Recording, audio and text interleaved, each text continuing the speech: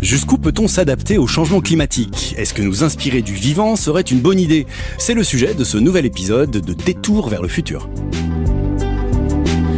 Phénomènes extrêmes, hausse de température et du niveau des océans, modification des régimes de précipitation, les conséquences du changement climatique sont nombreuses et impactantes pour la biodiversité, nous humains inclus.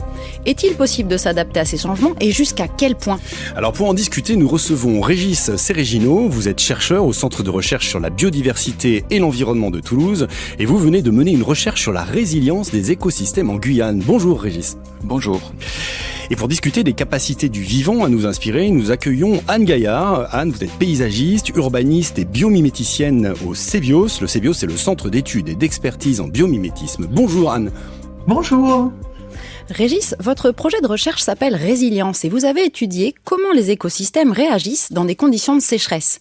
Alors vous êtes allé travailler dans une zone géographique bien particulière, la zone néotropicale, si je ne me trompe pas, qui s'étend du sud de la Floride au nord de l'Argentine. Exactement. Est-ce que vous pouvez nous raconter votre protocole de recherche ? Ces recherches sont déroulées plus exactement en Guyane, la Guyane qui est couverte finalement à 95% de forêts tropicales humides.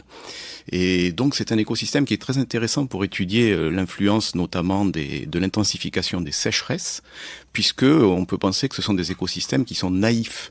Qu'est-ce que ça veut dire ça ? Eh bien, ça veut dire que si vous allez dans des écosystèmes méditerranéens, par exemple, ces écosystèmes sont adaptés dans leur fonctionnement et dans leurs espèces, puisqu'il y a des épisodes réguliers de sécheresse. Ah oui. Et après ces épisodes de sécheresse, eh bien, la faune, la flore est capable de recouvrer rapidement. Et on a cette alternance. Exactement. Alors que dans les forêts néotropicales, les sécheresses extrêmes, ça n'est pas encore la norme. Donc, on peut penser que les systèmes, les espèces ne sont pas adaptés.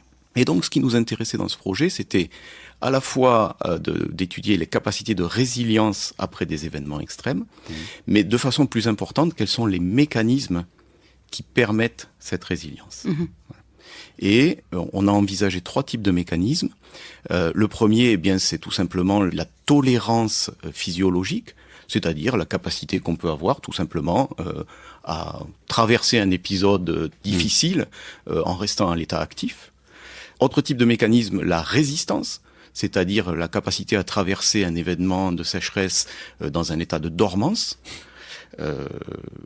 Autre mécanisme possible, alors là ça se passe plus au niveau des communautés d'organismes, la redondance fonctionnelle, c'est le fait d'avoir plusieurs espèces qui ont le même rôle dans l'écosystème. Et ma foi, si une ou deux disparaît, c'est peut-être pas bien grave pour le fonctionnement de l'écosystème. Ça sera rattrapé par les copains. Voilà. Et le dernier mécanisme que l'on a envisagé, c'est le rôle des métacommunautés, pour dire les choses simplement, le rôle de l'immigration, c'est-à-dire le fait qu'après qu'un événement ait un petit peu décimé tout le monde, eh bien des apports depuis des milieux non perturbés puissent reconstituer des communautés et un fonctionnement. Et alors comment est-ce qu'on fait ça ? Parce que j'imagine que vous asséchez pas des forêts. Non. Vous parlez de quel écosystème en particulier ? Alors évidemment, donc une fois qu'on a eu posé cette problématique, il a fallu trouver l'écosystème cible.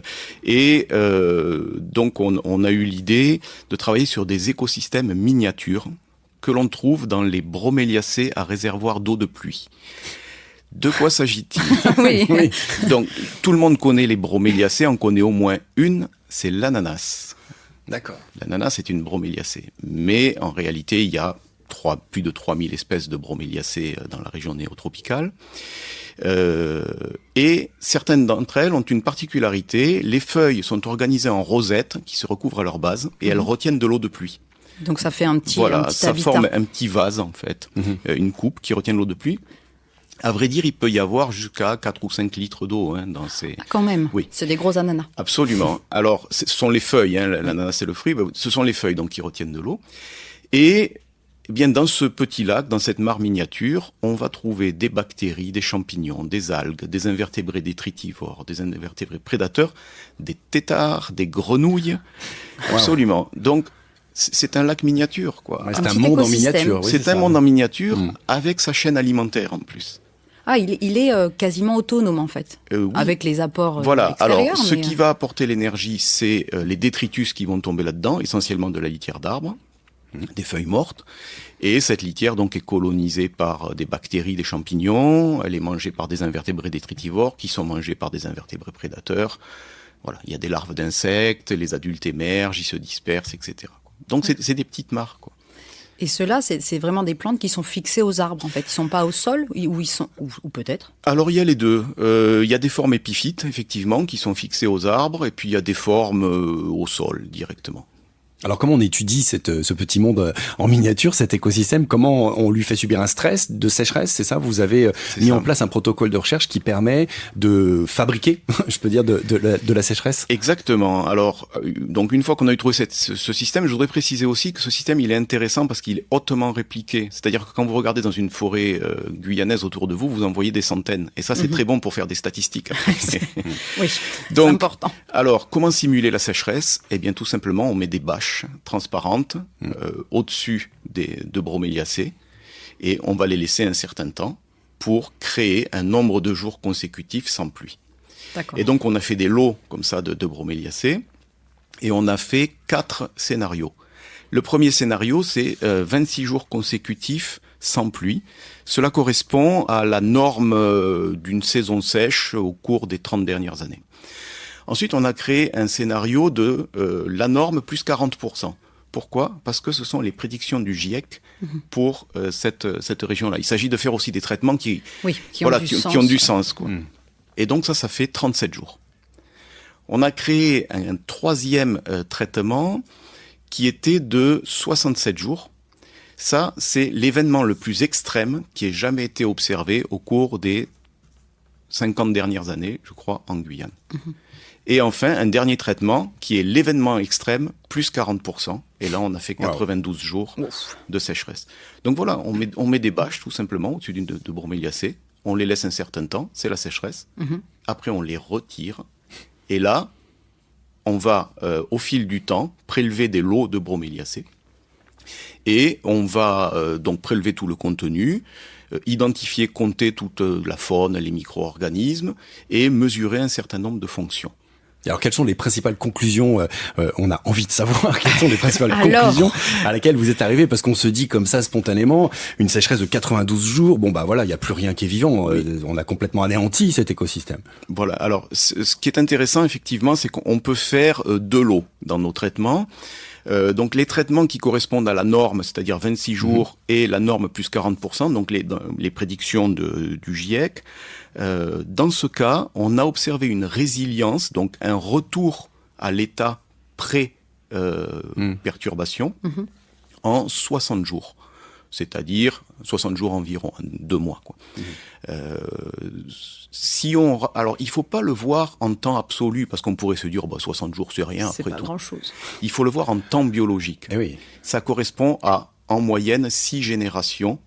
Des petits individus des petits invertébrés qui vivent à l'intérieur. Ouais, si on se met à l'échelle de ces animaux, c'est très long, en fait. C'est ça. Parce que souvent, quand je parle un petit peu de ce résultat, on me dit, c'est rien, endommagé. Non, il faut le ramener au temps de génération de ce qui vit à l'intérieur.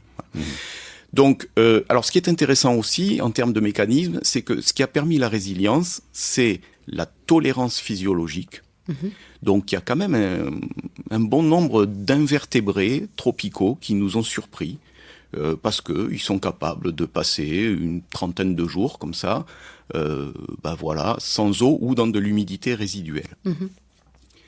L'autre mécanisme qui a permis cette résilience, c'est la résistance, ce qu'on peut appeler la résistance in situ.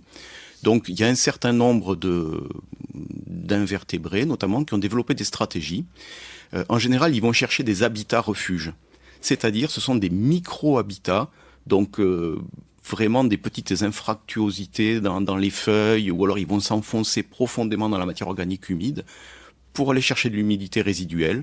Et là, ils bougent plus. Et ils attendent que ça passe. Et ils attendent que ça passe. En espérant que ça passe. Voilà. Alors ça, c'est intéressant parce que ça nous a bien montré, sans rentrer trop dans les détails après, mais ça nous a bien montré l'importance des habitats refuges pour traverser ces événements.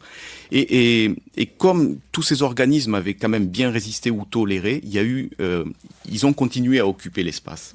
Et donc, il y a eu un apport, je dirais, négligeable de l'immigration dans la reprise des fonctions. Donc l'effet filé, non filé a pas eu beaucoup a pas été significatif. Pour les traitements, alors beaucoup plus sévères, dans les événements extrêmes, là, par contre, la résilience du système a vraiment été supportée.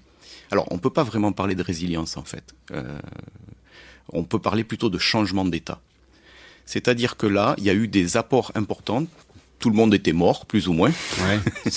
Donc, il y a eu des apports importants de l'immigration. Il y avait de l'espace disponible. C'est un petit peu l'extinction des dinosaures, hein, finalement. Il y a de l'espace disponible, il y a des nouveaux arrivants qui arrivent. Et là, par contre, on a plutôt un changement d'état du système. On bascule dans autre chose. Donc, on ne peut pas parler de résilience. On part dans un monde un petit peu nouveau. Oui. Et ce qui est intéressant aussi, c'est qu'en termes de fonction, finalement, dans ces traitements extrêmes, on est passé de systèmes qui marchaient, je dirais, sur les voies vertes et brunes, c'est-à-dire la production primaire, la photosynthèse notamment.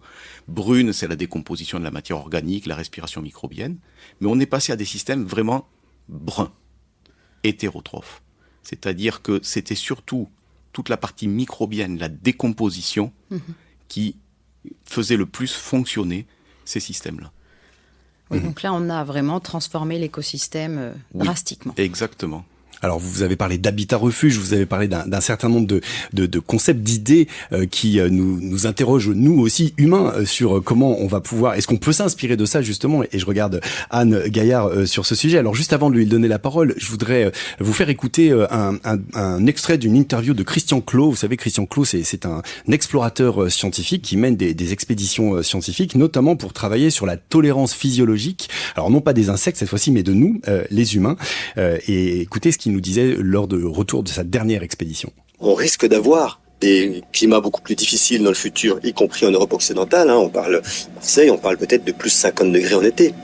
C'est quand même pas tout à fait pareil qu'aujourd'hui. Donc c'est intéressant d'essayer de comprendre si l'humain va pouvoir vivre avec une certaine sérénité dans ces conditions-là. Oui, alors ces conditions, elles sont assez extrêmes, hein, comme il vient de le dire, plus 50 degrés à Marseille en été. Alors Marina, il s'agit du projet Deep Climate. En quelques mots, en quoi consiste ce projet? Alors pour Deep Climate, Christian Clot a réuni une espèce d'équipe de gens qui ne sont pas des scientifiques, qui ne sont pas des explorateurs, qui ne sont pas des gens surentraînés, mais des humains normaux, 20 personnes, 10 femmes, 10 hommes, et il les a soumis, entre guillemets, à des conditions extrêmes, donc le milieu tropical, donc comme celui dont vous parliez, Régis. En Guyane d'ailleurs, En Guyane d'ailleurs, tropical humide, du désert sec et de l'Antarctique ou Arctique, enfin froid polaire extrême. Et donc l'idée, c'était vraiment de suivre les éléments physiologiques de ces personnes pendant le temps T, de leur faire quand même des choses, parce que effectivement, est-ce qu'ils sont capables de s'adapter, de vivre avec ça, et comment ça impacte aussi, une fois qu'ils sont revenus, combien de temps ils mettent à changer ou pas, est-ce que ça provoque des éléments qui ne bougent plus. Oui, c'est ça. Alors, au-delà de l'adaptation des corps, je voudrais, Anne Gaillard, je rappelle, hein, vous êtes paysagiste, urbaniste, biomiméticienne, justement, vous travaillez au CEBIOS. Donc, le CEBIOS, c'est un centre d'études et de recherche sur le biomimétisme. Alors, peut-être pour commencer à nous parler de l'inspiration du vivant, c'est quoi déjà la différence entre tous ces mots et peut-être une définition même du biomimétisme et de la bio-inspiration? La bio-inspiration, c'est vieux comme le monde. Depuis que l'homme existe, il s'est toujours inspiré du vivant. Et donc, même Léonard de Vinci, à la Renaissance, disait à ses élèves, va prendre tes leçons dans la nature, c'est là qu'est notre futur.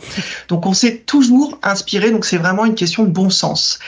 Et le biomimétisme, c'est plutôt un concept qui est apparu en 1997 par Janine Benyus, une chercheuse américaine, et qui a proposé de structurer une démarche et une méthodologie qui étudie justement ce monde vivant pour mieux s'en inspirer et pour faire face à notre monde qui vient et pour mieux nous adapter.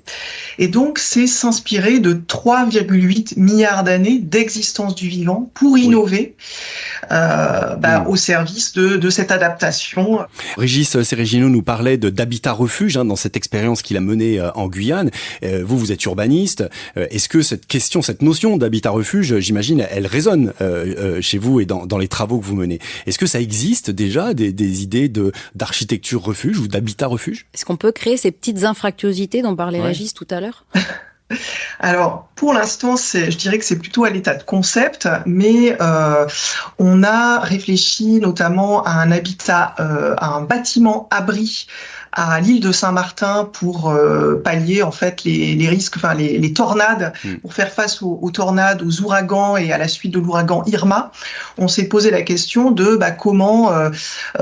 comment s'abriter, et donc en s'inspirant notamment du système racinaire de la mangrove, pour pouvoir, parce que c'est un entrelacement de racines, et la mangrove, c'est un écosystème qui a justement cette capacité à résister aux ouragans, et donc on peut s'inspirer de cette forme, et on a tenté d'aller plus loin jusqu'à qu'est-ce que ça pourrait être un quartier abri qui s'inspire de ce système racinaire, avec toute une modélisation, en tout cas des bâtiments autour de ça.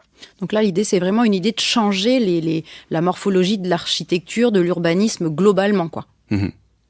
Exactement. Donc, c'est réfléchir à plein de niveaux différents, donc à l'échelle du bâti, mais aussi à l'échelle du quartier, dans sa forme, jusqu'à l'échelle des territoires. Et je dirais peut-être dans un autre exemple aussi de bâtiments refuge, on a notamment l'église de Nianing au Sénégal, qui s'est inspirée des termitières, donc les termitières de forme verticale, avec un système de ventilation. Et plus donc l'église donc qui est en hauteur, plus on a une altimétrie importante entre l'entrée d'air et la sortie d'air, plus on a un système de ventilation très efficace, et ce qui permet de lutter justement, donc dans les termitières, il fait jamais moins de 20 à 25 degrés maximum, et donc là, dans cette église, alors qu'il fait 50 degrés au soleil, on arrive à garder, donc dans une énergie passive, d'avoir une température qui n'excède pas 25 degrés.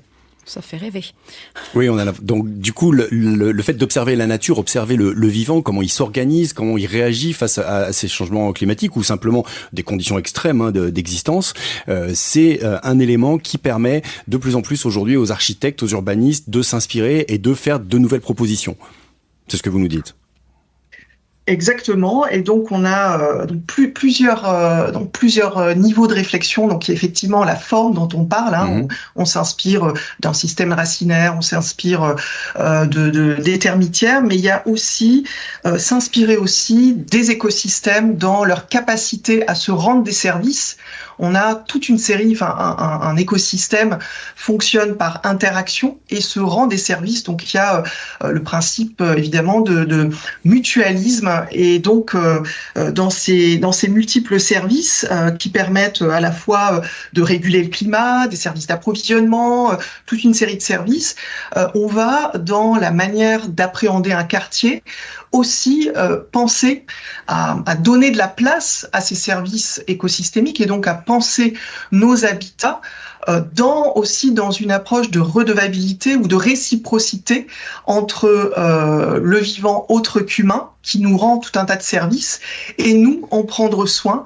Et donc ça veut dire quoi? Jusqu'à des façades bâties, une sorte de rugosité. Là on a donc un autre bâtiment qui est un établissement scolaire à Boulogne-Billancourt, dont la façade en fait permet à la biodiversité de s'accrocher, donc tout un bâtiment qui accueille une biodiversité et donc qui rend des services de régulation. Voilà. Et alors Régis, je rebondis sur ce qu'évoquait Anne, mais est-ce que c'est des choses que vous avez pu voir à l'échelle des écosystèmes des broméliacées, cette idée de symbiose, de nouvelles coopérations entre les espèces au sein de l'écosystème, puisque c'était pas forcément l'immigration qui jouait? Est-ce qu'il y a eu des changements là-dessus, des évolutions par rapport à la résistance sur des conditions un peu difficiles?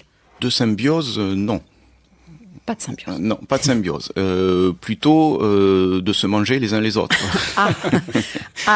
Lorsqu'on les concentre dans des petits volumes. Voilà, c'est un petit peu la compétition. Voilà, c'est un petit peu la contrepartie quand on va regrouper beaucoup de monde dans un petit volume, et où en plus ce petit volume est une ressource, je dirais, d'habitat qui va attirer et qui est à fort enjeu, puisque l'eau, maintenir les surfaces humides, c'est très important pour les invertébrés.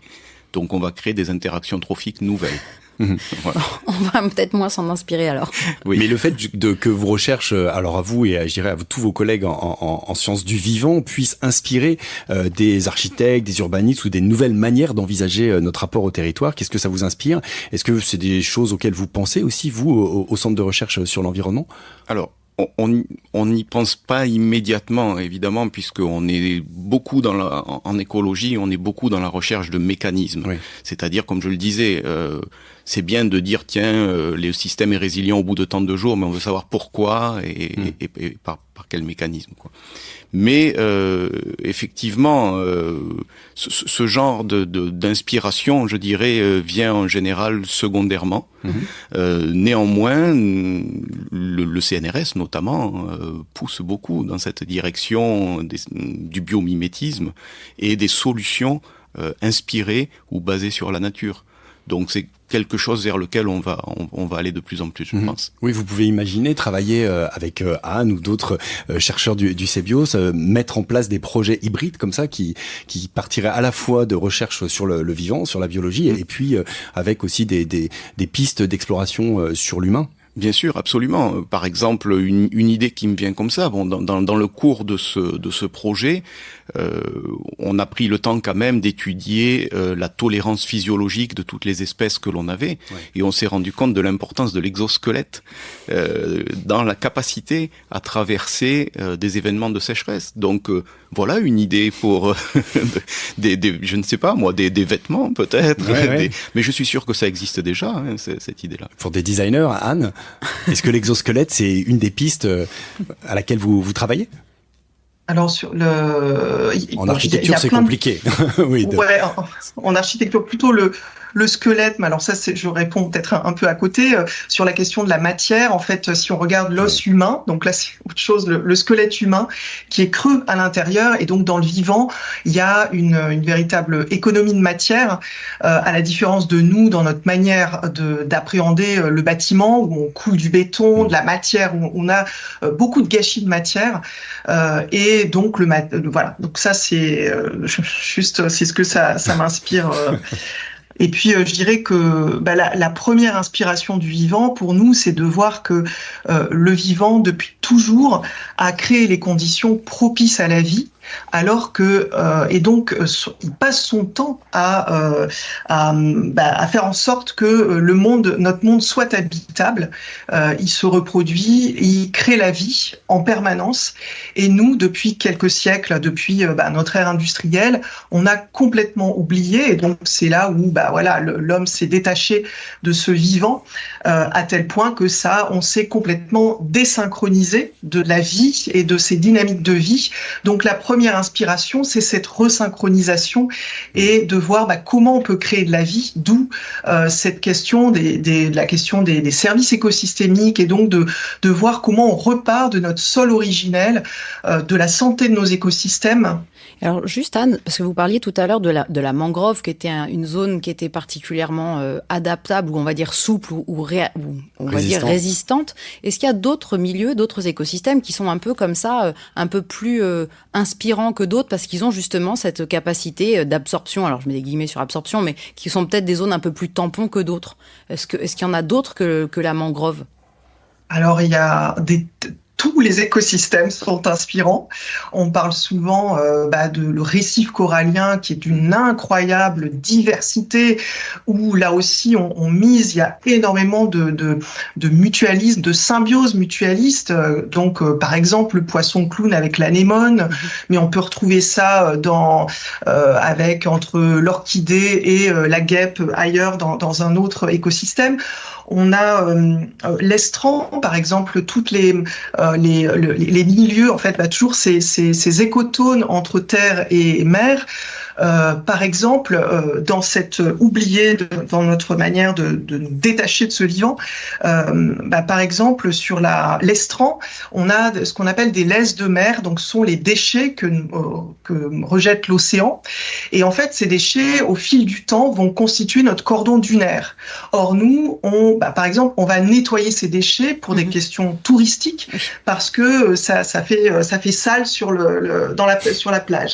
Mais sauf que, en faisant ce type de geste, on favorise l'érosion de nos sols.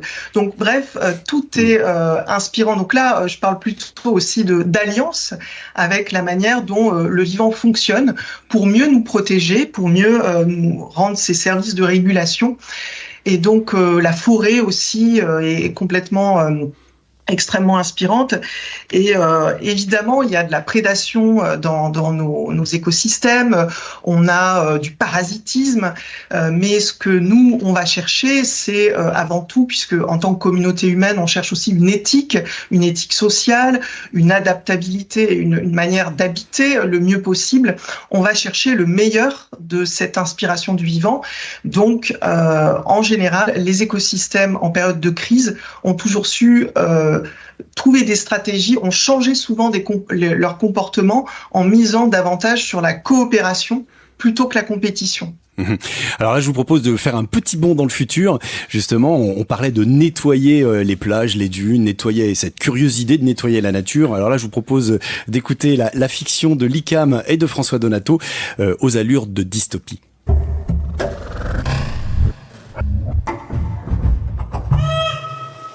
Cette zone a été déclarée inhabitable. Il ne pleut plus depuis 10 ans. Les nappes phréatiques sont à sec et trop polluées. Il fait atrocement chaud. Le climat a changé brutalement, sans explication. Nous n'avons pas donné de nom à ce phénomène par peur qu'il se produise ailleurs. Les populations humaines qui résidaient ici ont été déplacées plus au nord. Nous avons également déménagé des écosystèmes entiers.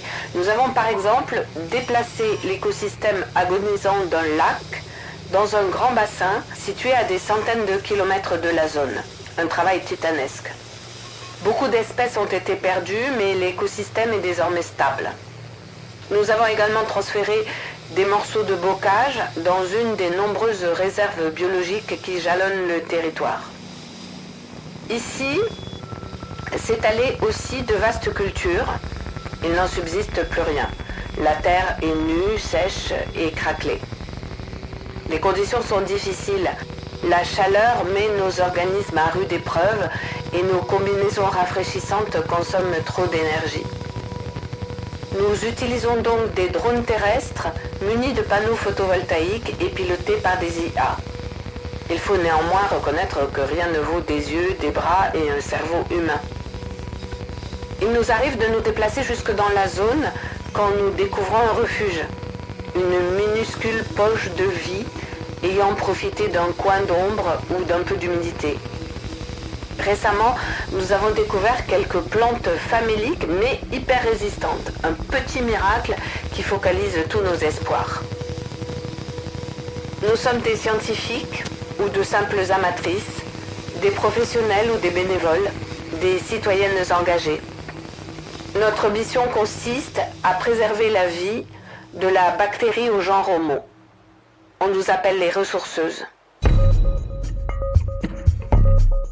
Texte l'ICAM, voix Corinne Mariotto, sound design et réalisation François Donato.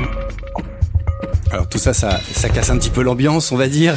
Visiblement, dans cette histoire du futur, on a dépassé un certain nombre de points de non-retour. Régis Seregino, vous qui avez travaillé sur ces écosystèmes et leur capacité à résister à ces changements climatiques, est-ce que vous avez identifié des points de non-retour et qu'est-ce qu'on peut mettre en place justement pour lutter contre cette bascule ? Si je me base sur les résultats qu'on a obtenus, évidemment, bon, avec toutes les précautions qu'il faut prendre, puisqu'on a travaillé sur un petit système modèle, le point de non-retour se situerait dans une répétition d'événements extrêmes, en fait. On voit que dans les scénarios actuels et en poussant un petit peu le curseur jusqu'à plus 40%, il y a un retour est possible, mais au-delà, le retour, on bascule vraiment dans autre chose. Ce qui est inquiétant un petit peu aussi, c'est que ces changements ont des effets en retour sur le climat. Ouais. Si on favorise la respiration microbienne, eh bien, on va favoriser le dégagement de CO2.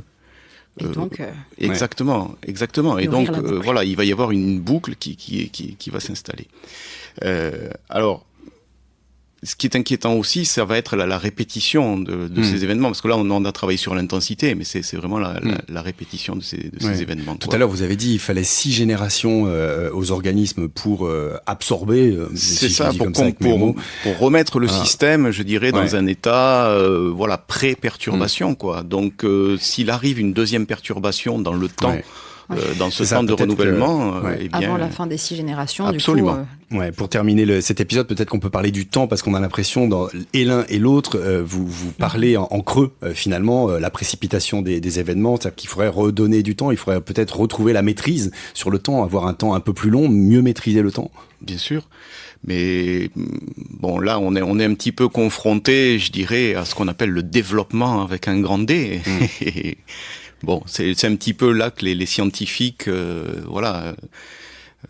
peuvent alerter, évidemment, peuvent passer un certain nombre de messages, mais c'est un petit peu les limites de notre action. On produit des connaissances et des connaissances étayées. On espère que ça puisse servir à des gens éclairés, mais effectivement.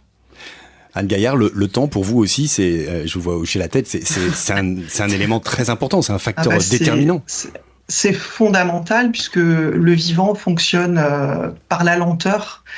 Et donc, il est contre-performant à la différence de notre monde technologique, notre monde conventionnel qui fonctionne. Et donc, dans l'aménagement du territoire et la manière de construire nos quartiers, nos villes, ce qui prime, c'est l'urgence du temps court, la performance, la rapidité, etc.